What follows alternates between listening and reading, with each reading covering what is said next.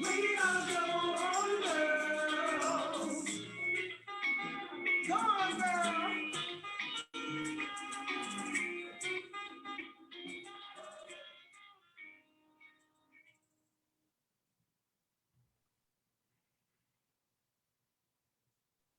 Welcome and thank you for joining us today for Conversations with Go On Girl. I am Linda Johnson, co-founder and president of Go On Girl Book Club.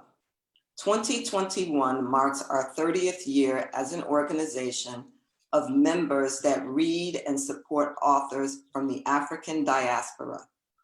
This series of conversations with authors as well as people in the book publishing industry, from editors to Black booksellers, has been developed to connect us with the art of writing and to the inner workings of book publishing.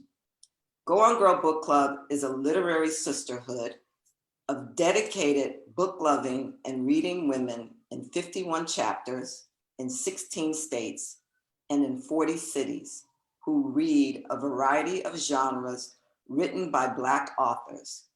Today, we continue our series, Women, Her Story Month, with a focus on women in publishing.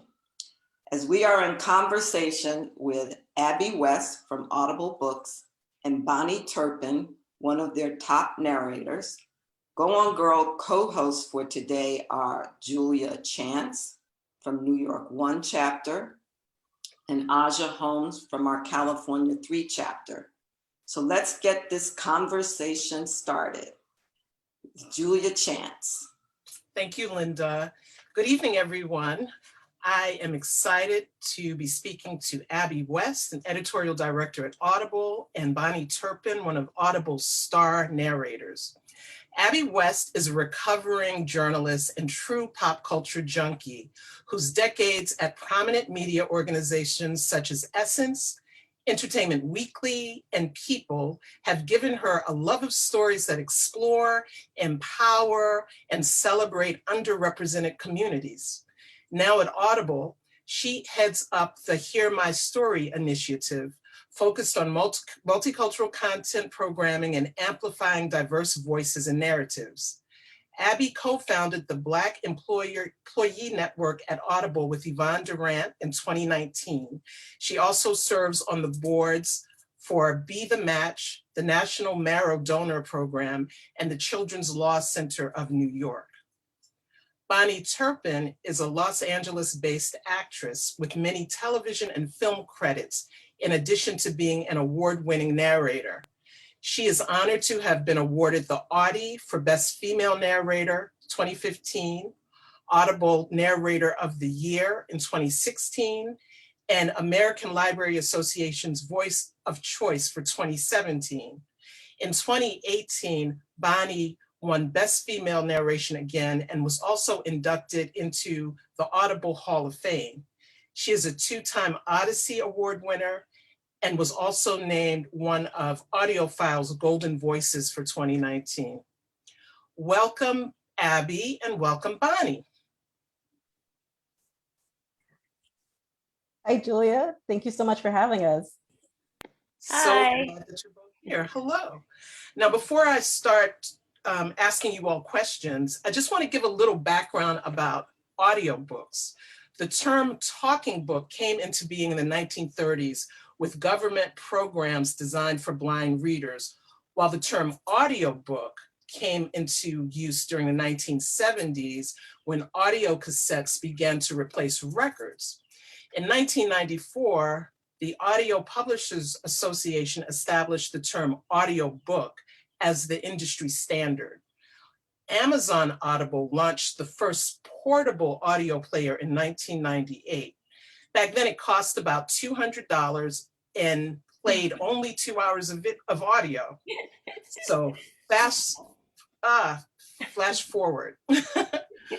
According to a sales survey by the Audio Publishers Association, US audio book sales in 2019 totaled $1.2 billion, up 16% from the previous year.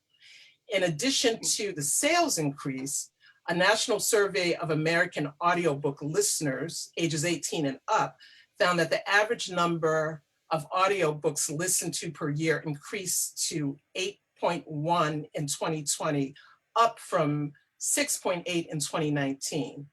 And audiobook publishers reported that there were 60,303 new titles produced in 2019, an 8% increase over 2019. So audiobooks are big. Abby, yes. How do you describe Audible?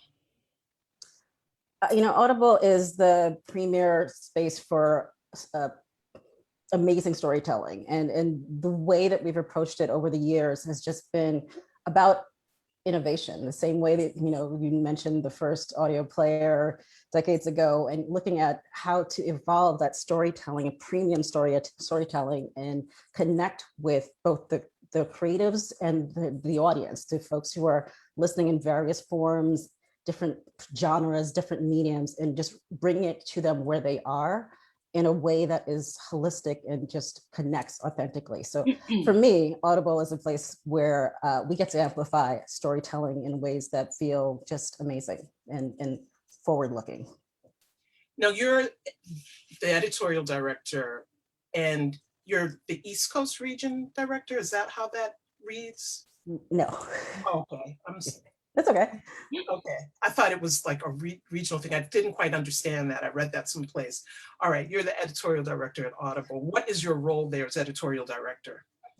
I'm one of a few editorial directors, and my focus is this Hear My Story initiative, which I think in most other places you would think of as multicultural content programming. But for us, it's really about amplifying and creating content, amplifying the voices of underrepresented communities and previously marginalized communities, and really creating content that speaks to people in a way that they recognize and it resonates and can cross all sorts of boundaries. So I work with an amazing team of content creators at Audible and acquisition editors to really look at what is on our platform, what is available, what can be made to really tell the stories that need to be told today, who needs to have a voice, not just who has previously had a voice, who has been coming through the usual pipelines, but looking at who needs to have a voice today and how we can change narratives and share that kind of content with everyone. Now, you pivoted from magazines into audio publishing. What was that transformation like? And why did you pivot? Why did you leave the wonderful world of magazines?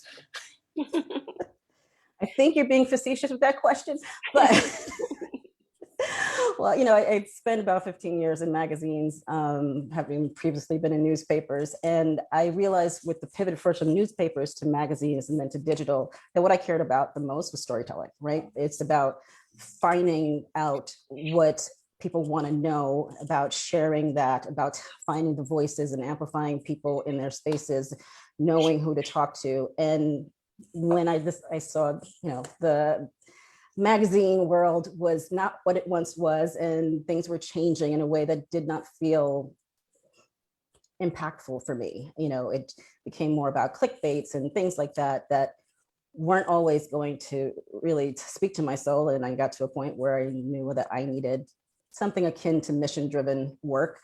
And the opportunity came up at Audible to really work on editorial content and share that story and talk to creators. I spent 15 years at Entertainment Weekly, and one of the things I love to do is talk to creators, talk to amazing folks like Bahni, and tell their stories and help them amplify the work that they're doing. And that was just a natural transition. I feel like everything I've been doing between Essence Magazine and EW led me to here. Now, talk a little bit about the path or the path of Audible from that audio player to listening on our phones now. When did that switch occur? It's happened all throughout the years. In the last 15, 20 years, having the app now that you can have on your phone on any device, Apple or otherwise, it's enabled us to really get our content, not just our content, but basically anything that's in audio you can find on Audible. And that's something that we feel is really important for folks to be able to see a wide range of different kinds of voices. So for us, it has developed, again, in that innovation way, so beyond audio books as people expect them, just, going from a print version of the book that you have, and just having it performed, to having original works that are audio first and that don't always follow the same formats. We have a wide range of offerings, from theater initiative, our Words and Music, which is an innovation in musical storytelling in its own right, to different podcasts. So there's a range of ways to connect in audio. So taking it beyond the initial rate. And I want to talk more in detail about some of those a little later. For the uninitiated, how do they access Audible? What is the process for getting Audible? Well, you can go to audible.com and sign up, take a subscription. We have just last year introduced our first big change in our subscription model with our Audible Plus, which, yes, which is great. It comes in at a slightly lower price point than the initial membership that's always been there, but it gives you access to, it's beyond the credit model. You have a wide thousands upon thousands of books and podcasts and audio experiences that you can enjoy by signing up for that particular membership. And if you do the additional membership with the credit, you get another range of content. So once you do that, you can download the app, and you can access new titles that way. You can use your credit models that way. It's just a wonderful thing. I'm sorry, I get a little gushy about it because it's one of those things I kind of believe in. Abby, if you have the original Audible membership, like the old school, like $15 a month, then the Audible Plus books are free, right? Yeah. That's why I'm so excited. All of it, yes. One book can't last me a month. Exactly. People want a range, and we heard everyone loud and clear, and we've delivered that range. Now, who's the typical Audible listener? I'm going to sound like I'm fudging on this, but it's really anyone, and it's become clearer and clearer even in the last year with people, confined to their homes, not doing the usual commutes, not having the same routines. Listening actually went up around different models because people just found new ways to use it. You thought you only time boxed it in your commute, but then you're listening while you're cleaning. You're listening while you take that much needed walk away from your family for a little while. In different ways that you found to really sort of manage this whole time, this very weird space and time. And storytelling is, for a lot of people, in the various ways that you can find storytelling on Audible, it's been a sort of a lifeline. Yeah, it certainly has been for me. What I found is that I am reading a book and I get so engrossed, I don't want to stop. So, but you have to stop because you have other things you have to do. Mm-hmm. So I find myself reading a book and listening to Audible, sometimes together, sometimes reading it as I'm listening to the narrator, or reading it, putting the book down and clicking on the Audible while I do dishes or do laundry. So it's been great for me. Yeah, sometimes like that. Yeah. What literary genres are most popular on Audible? That's a good question. I think it goes across, it goes really across the board. And I'd say definitely core fiction, the fiction that most people think of when they're turning to escape, mainstream fiction, podcasts that are often sort of the nonfiction space, and self-development. It's a wide range. I think there's so much for everyone that it depends on the space. Well, let's jump into that now. One day I was playing around on the app and I saw all of these various offerings along with the books that I could listen to. I could meditate. I could listen to some type of self-help content. There were podcasts. So would you list some of the things that we can find beyond books on Audible? Well, I love that you mentioned the sleep meditations are amazing. Everyone should check out the one from Diddy, which I know your first impulse is to laugh, but I'm telling you, it is really good. Did he's putting somebody to sleep? Intentionally. Yes, it's good. So there's also, like I said, mentioned podcasts there. We have thousands of podcasts from all sorts of places. One of my favorites right now is Billy Was a Black Woman from Rebecca Carroll, which is tied to the United States versus Billie Holiday. So really deep diving into who Billie was beyond the narrative that we'd all known before. So again, raising up different narratives that haven't had that space and that lens before. We have Words and Music, which is, again, an innovation in music. It opens up to storytelling with folks like Common. We have Smokey Robinson's, which came out just recently, which is really fantastic, and I think everyone needs to listen to. One of my favorites in the last year was Tom Morello's, and just the way that they can spotlight moments in their life and the lessons that they've learned and weaved in with the music is just, I can't endorse it enough. And of course, our theater offerings, which we have had, when even our Minetta Lane Theater in the city had to shut down, like many places.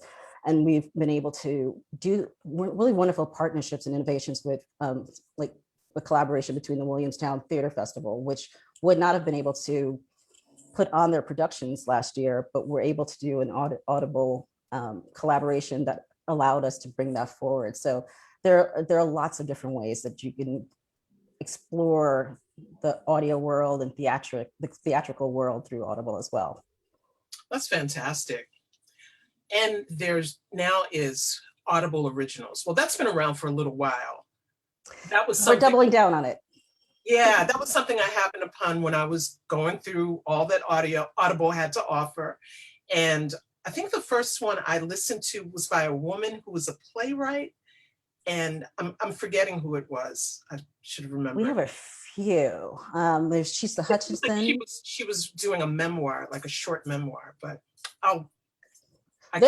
there are a few in that vein. And recently we featured Mickey Taylor for her Audible original, Force of Beauty. Yeah. And her Audible original had sound effects. Yes. I felt like I was listening to a vintage radio program. Do they all have that, or do some of the books have sound effects as well? It, like most things, it depends on what serves that story. Some stories don't need that or would suffer from having a deep immersive soundscapes. Others are really enriched by it. So it depends on the creative choice between the author and the editor and the producers. It all comes to a collaborative process. And aside from people listening to Audible more during the pandemic, are there any other emerging trends that you all have noticed? Really, it's been more desire to connect in different ways. And, we see people going for shorter bites of listening, that hour and a half, that 90 minutes, like consumption that feels really meaty and like like to your point of having to stop and do other things and really come back to it. It feels like a really whole experience to be able to do it within 90 to 120 minutes, right? So we're finding a lot of that need for the bite size. I get it. So Bahni, how did you become an audiobook narrator? I am an actress, and another actress that I was in a play with said, "Hey, they're looking for people to read these books on tape. You want to? Here's a number if you're interested." And I called it. That's how I got started. It was Random House, and their offices here were then called Books on Tape. Random House Books on Tape. And I called and said, "Hi, I heard you were looking for people to read." So they said, "Yeah, okay." They took my number and they called, months later. Nothing happened right away at all. Months later, they called and said, would you come in and read for us? And I said, okay. And I drove out there, and it was far away. It was like an hour away from Hollywood. And I met Dan Musselman and Janet Stark. And Janet has since retired, but Dan's still there. And it was just all very weird. It was like it was an unknown thing. I was in this sort of corporate park, and they said, "Okay, sit here, and we have like two things for you to read." And I read from two different books, and they were like, "Hmm, great. Okay, thank you. Thanks for coming out." And And if there's any, if you, huh? do you remember what year was that? When was that? It was around 2005. Okay. Around 2005, yeah. Um, yeah, so months and months later, they called me for the first book. At least the first book I narrated was 2005. It may have been 2004 when I auditioned. But yeah, the first book was A Piece of Cake by Who's that? Cupcake Brown. Okay. Cupcake Brown. And then did the assignments start rolling in, or was No, it a gradual thing? no. Oh, you want to hear the horror stories? I thought, hey, this is a cool gig, once it comes around once or twice a year, I would get a book. And then I don't remember what year this was. Somebody would have to look it up. What year did The Help win Audiobook of the Year? But I was on that, and nobody said anything to me about the book being nominated. I didn't know what an Audie was. I just got a phone call the day after the ceremony from the director saying, I'm calling you from New York. I just wanted you to know you won. We won. I was like, what, who won what? What are you talking about? And she was like, the Help won the best audio book. And I was like, oh, is there money? Was there money? Pertinent. I get some. But, but yeah, at that time, Random House didn't really, participate that much in the Audies. They didn't think it wasn't as big a deal then to them. Now they're all in. But so I didn't even know. There was 3 narrators on the book, and I was one of them. And you've narrated a variety of books. You've done, in addition to The Help, you narrated on Precious, Charlotte's Web, Children of Blood and Bone, American Spy, Ada Twists in the Perilous Pants. That sounds, I like that. I want to listen. It's a children's book. Right. The Immortal Life of Henrietta Lacks. So you've done children's books and adult books, books by Black authors, general market books. What is your dream book to narrate? If you could narrate anything, what would it be? Well, I love fiction. I really don't enjoy doing nonfiction that much because I don't get to play characters. But there are some nonfiction books that are so good, and so important that I like them anyway. But my dream book, I like the YA books a lot. I don't know why. I just feel comfortable in that genre. I'm not crazy about a lot of lofty language. It just makes it harder on me, especially this past year when I've done a lot of self-recording, which I never did before. And that means I have to do everything myself. And like when you work with a director, ideally the director does a lot of the research for you and has that for you when you come in. You don't have to look up everything, but when you're self-recording, you have to do it all. So I guess I don't know. My dream book would probably be a female-centered fiction story. I like a lot of different stuff though, so it's hard to. I don't even really want to be in that box. Right. Completely. I love Children of Blood and Bone. That was a wonderful adventure. But I also love If Beale Street Could Talk. I love like real stories about, human interaction and behavior and things like that. Abby, I'm gonna jump back to you. How do you decide who narrates a story? It's again a collaborative process between the author and the editor and the producers, it comes down to what voice and what actor best serves that book, that story. Sometimes if it's a memoir, sometimes the author is the absolute perfect person to be able to tell their own story. And so other times, an amazing voice actor like Bahni is the person that we turn to. Sometimes there are celebrity performers and narrators, and we go kind of in between, like Tayari Jones's Audible originals. We had Half Light that had Gabrielle Union, and Dispossession that had Flipped. Half Light that had Bahni Turpin. And I said, didn't I do it? Yeah, Flip.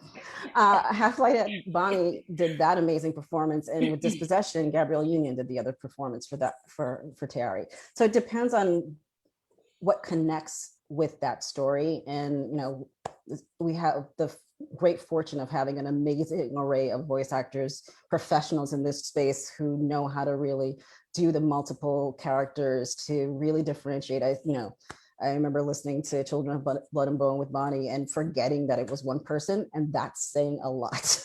That's a real skill set. That is a real skill set. Bahni, how do you prepare for telling a story, and how do you embody the different characters who you read? Well, I hope this isn't too disappointing, because it ain't a whole, I read the book, and the characters usually show up. They just come to me, or sometimes I'll say, I'm going to make her sound like so-and-so, like somebody that I know. I think that their voice would be the way this character would sound. Mhm. But a lot of times it's in the spur of the moment. It's really, they just appear to me the way that they do. Wait, I have a question for you on that one, because I've heard other narrators say that they have to keep track of the different voices throughout. Do you have a whole process around keeping track of the voices for each character? Well, like I mentioned before, prior to this year, I did not self-record. That is the engineer's job to mark each character so that I can say, oh, do we have Mrs. Miniver? Yes, I've got Mrs. Miniver. And he can play back what I did, before. Now, I'm really not that tech savvy to do that. So I just write notes about what I think they sounded like or what I did there. Or sometimes they may have to go, back into the recording and find it. Yeah. But a good engineer can handle that for you really easily. So ladies, tell us how this works. How is a book acquired by Audible? Abby, like you're on that end. So a book is acquired, and then could you just kind of briefly kind of take us through the steps of how it becomes an Audible book and how it's recorded? Can I just say something before you answer that? Sure. Audible is kind of like a clearinghouse. I mean, they're not the publisher of every audiobook they do. Earlier, when I was being introduced, I was introduced as Audible's narrator. I'm not Audible's narrator. I have done books for Audible, but Audible sells all the books that I've done for everybody, for all the different publishers. So I just wanted to clarify that they kind of sell everybody's book, but they haven't produced all the books that you find on Audible. Okay, thank you. Yeah. Thank you for that clarification. Yes. All right. Or Abby, do you want to add to that? Yes, I mean, that's the truth. That's, again, why you can find just about every book you want to find on Audible, because even if it's coming from a different publisher. And to your point about finding more and more originals, we have been doubling down on not only offering every book from other publishers, but producing our own, in the belief that there's so much to tell. There's so many stories to tell. There's no lack of stories to be told. So yeah, she's not only ours. We just really, really love her. I love you too. And my Audible water bottle. Yes. But as to the question of the acquisitions, you know, our editors are always scouting. It's part of what I do right now and looking for great stories that, from my lens, are uh, diverse in so many different ways, and not just ethnically diverse, you know, us across the diaspora, different narratives, different ways of looking at this world in entertaining and engaging ways. So we'll find something and work with that author, work with that whoever owns the rights, acquire it, and then work with the author for how to make sure that this is an audio experience. Like, whether if it was written audio first, that's an ideal moment. If it's not, then working out with the editors and the producers and the engineers and folks how to bring that to life in the most effective way. And then casting. I mean, again, we have this amazing studio team that knows how to cast, and we have our celebrity regulars who can find if the right voice is a celebrity, working with that celebrity to bring them in. It's a team process from start to finish, and then figuring out when it's coming out and getting it out into the world, perfect covers for it, and all the, you know, the usual jazz for the pipeline of creation, which is, again, just inspiring to watch. Great. It's a hive. It's a hot. Yeah, that sounds like a hive. Sounds like a very productive hive. Well, we have lots of questions from the audience. I was going to remind everyone to put your questions in the Q&A. I have a few more questions before we switch to the to questions from our audience.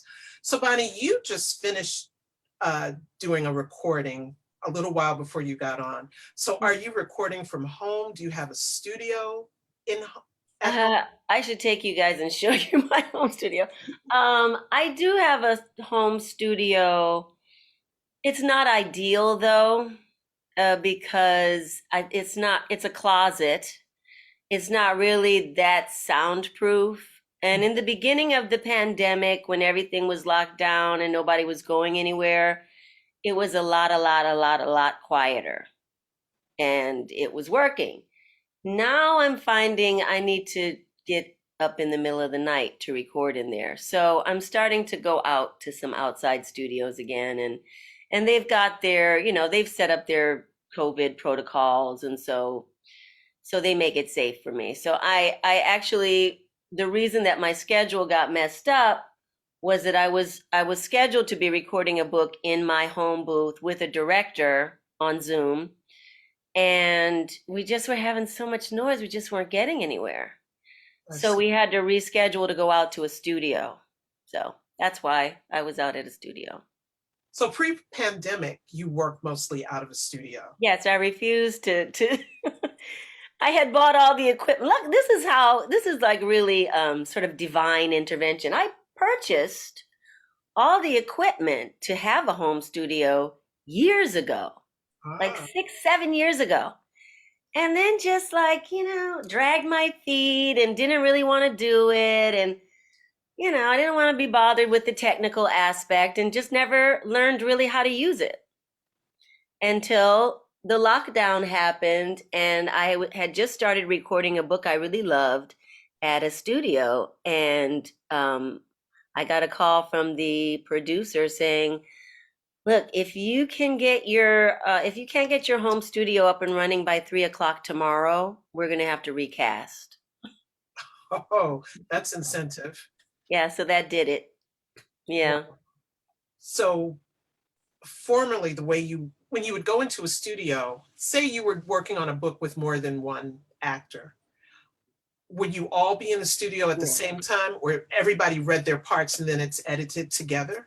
Almost never would you be in the studio with another actor. And you know, it's happened 1 or 2 times when they wanted a sort of choral kind of thing, but almost never are you there. If it's a book where like each chapter is a different character and they have different narrators for each character, everybody's doing their own sessions separately.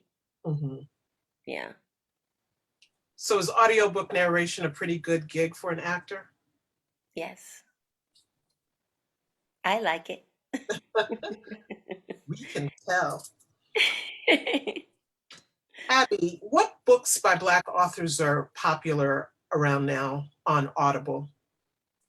Well, you know, I couldn't say anything without mentioning the Obamas, right? It's like, of course, That goes without saying. it goes without saying, becoming a promised land. But then there are things along the lines of Mickey Taylor's book, which is, you know, relatively new and also very popular and tells a different story. I had one in mind to tell you too, because it was something new for me. So, of course, Cast, Isabel Wilkerson's book, Passing by Nella Larson. We have a new audio experience of that one with, wow, Tessa Thompson, who does a great job with I Passing. narrated it too. Yes. I don't know why. There's so many different narrators. There's so many different versions of that same book. Which book is that? Passing Oh, by Nella Nella Larson. Larson. Yeah. Yeah, and I don't know where my version is. Is it anywhere? I know I read it. I'm pretty sure you can still find it too. Oh, good. Okay. I'm glad I just wasn't trumped by Tessa Thompson. Abby, how did Mickey's book come about? Did you approach her about the book? How did that happen? It's an amazing book. It's an amazing book. And that's one of those lovely divine intervention, but also meant to happen kind of things. You know, Mickey is from Newark. She's a Newark girl. Audible's based in Newark. Yeah. Mhm. And our home, our office, which we haven't been to in a little over a year, because we all went home back March last year as well. We have a conference room that's named after Mickey. It's the same way we have conference rooms named after various Newark notables that are just inspiring for us. So one day, one of our coworkers, Dean Brooke Teen, flipping people's names today, Brooke Teen invited her to come see her conference room and to talk with us. And as we were sitting in just having a great conversation with some of our editors and with our founder, Don Katz, telling that amazing story just off the cuff, hearing like, wait, and we're all like, wait, what? This is amazing. Right. And that led into like, we have to do this. We have to make this story. Right. Yeah. Bahni, you had a story to tell before we got on. About Abby? Is it how you all met, or Abby is a warrioress. we met. I don't remember when we first met, but this was an adventure that we had at the book. What's it? BookCon. And I was there with the Babysitters Club books. They had produced a whole series of these books on audio, and they had a young celebrity narrator, Dakota Fanning, that was being celebrated. And I narrated the Black Girls books. What is BookCon? For those who don't know what BookCon is, what is BookCon? A huge book convention at the Javits Center in New York. Yes. And they have authors there and all these books and different stuff. And I knew that the author of Children of Blood and Bone, Tomi Adeyemi, was there. And I really wanted to meet her, but this place is just like vast, you know, and I didn't know where she was and where she's appearing next. And, you know, and Abby was like, I'm going to make this happen for you. We are going to find her.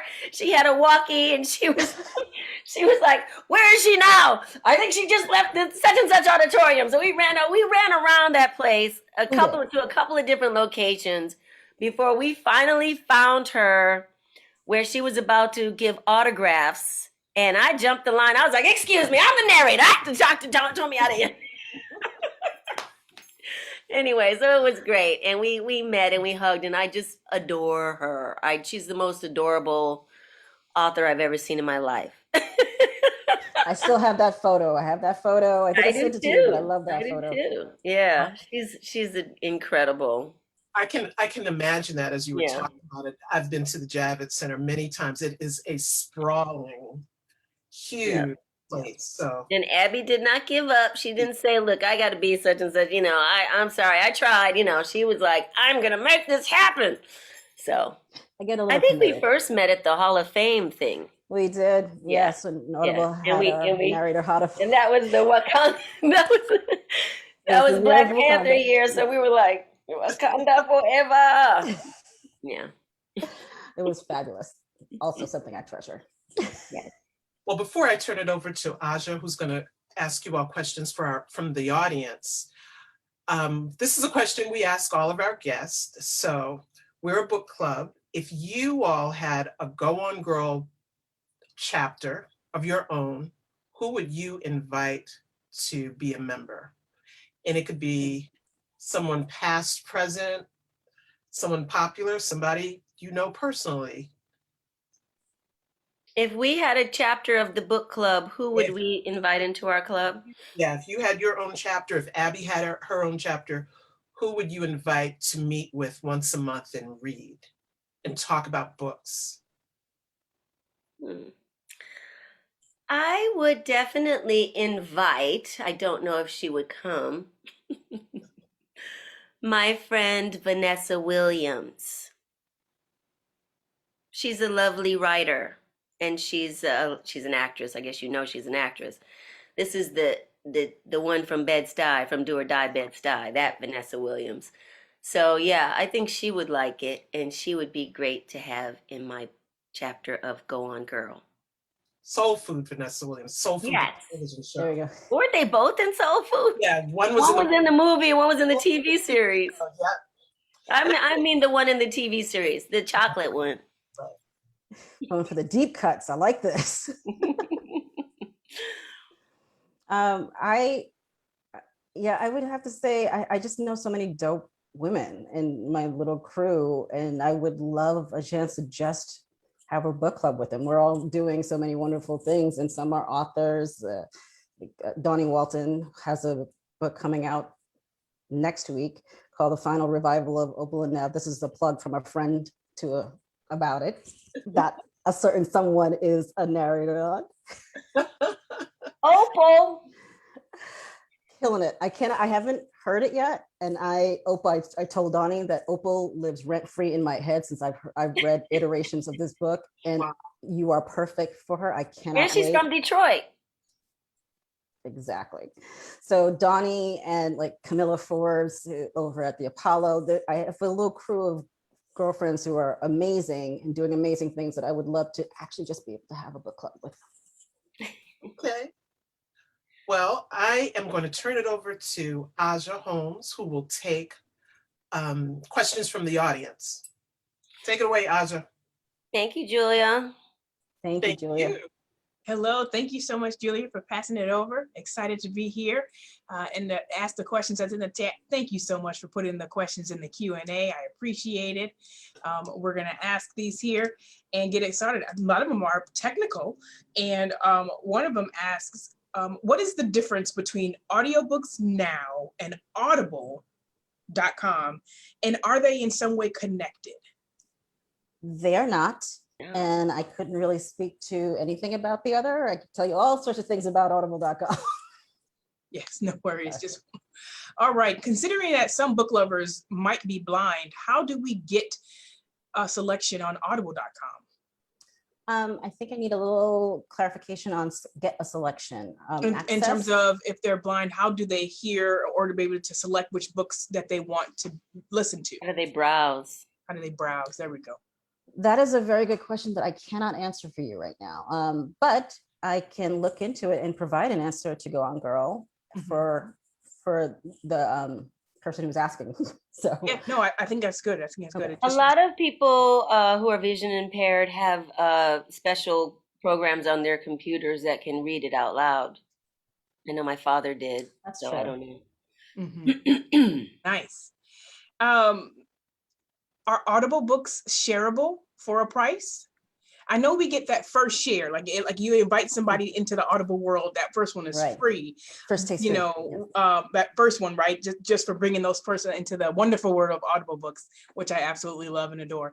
But can we share them amongst other Audible members back and forth? And that's no, it is by your account. It stays with your account, but it's yours forever.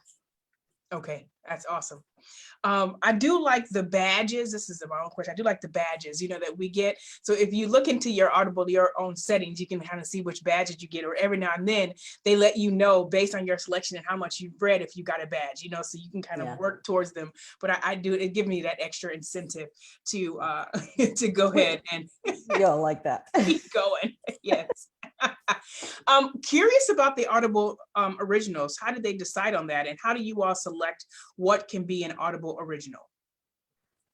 So many factors. It's the story itself, the theme, how it can come alive in audio. We're very big on things being actually audio first in a way that it's not a translation from something else. It is the way that you can best connect with it in an audio form. So, again, the team working together on, is this something that you haven't seen before, haven't heard before, want to engage in? And usually the litmus test is that we're all like completely jazzed over it and excited. Awesome. Do you know about how one would become a narrator? Bahni, how does one become a narrator?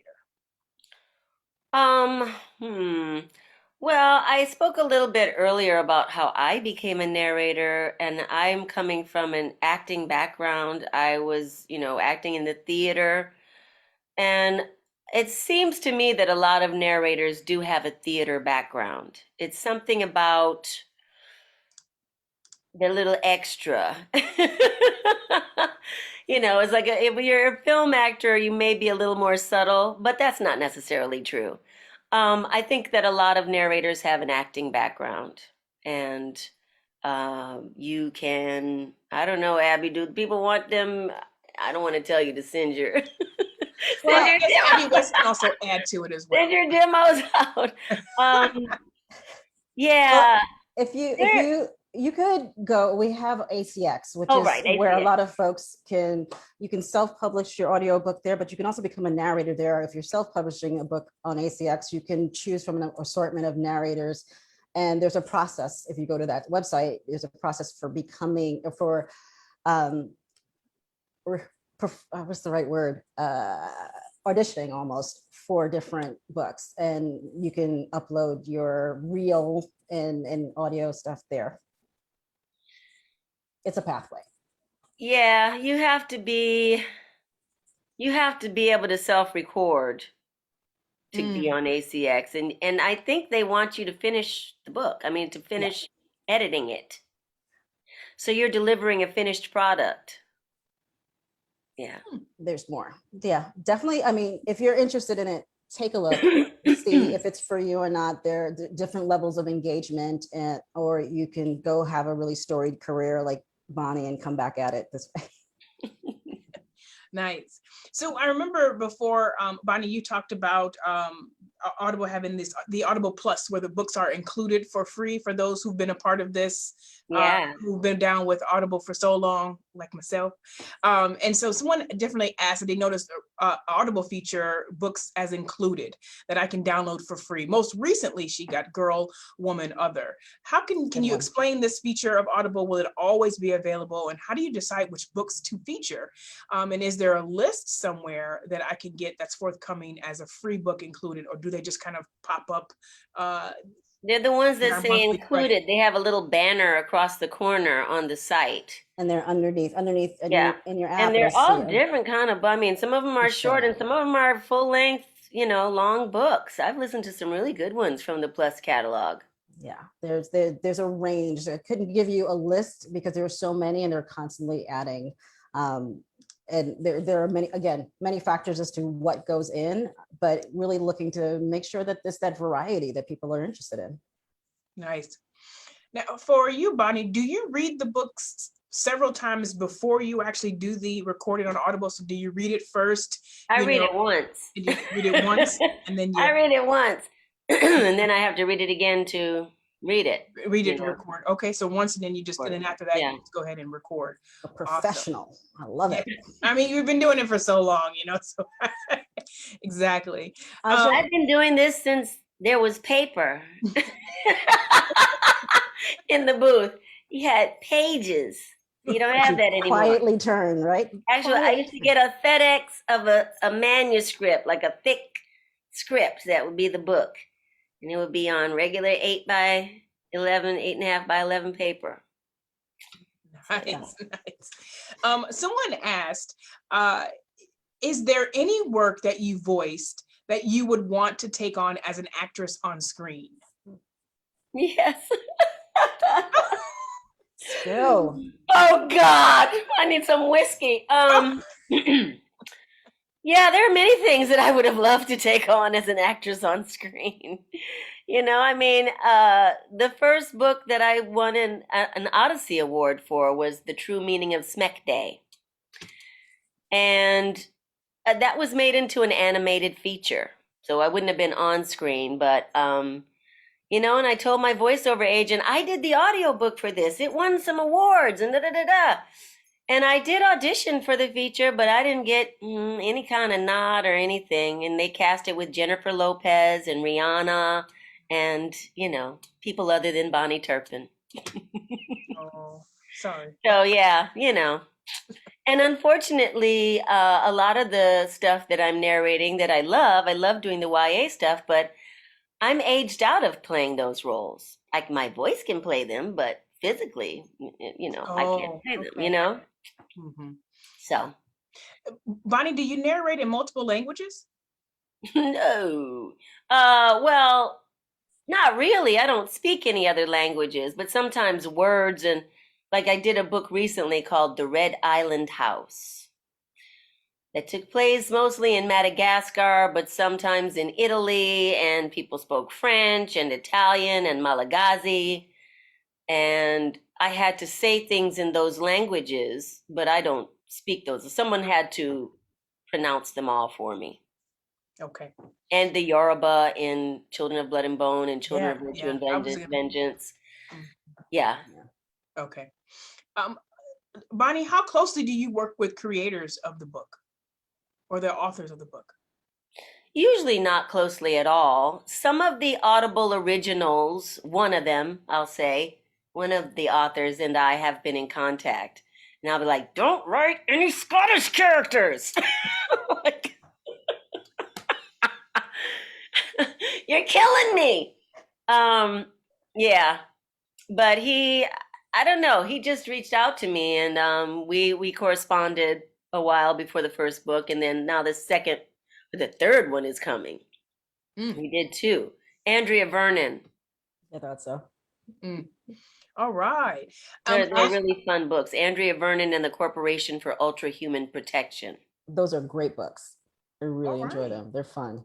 Aja, I just wanted to double back on the earlier question about the visually impaired being able to use it. And Birdie in my ear did tell me that we do have our website optimized for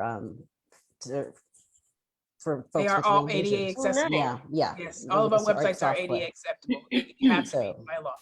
yeah. So another question that I have is there a tendency to slot African American authors as also narrators for Black authored books?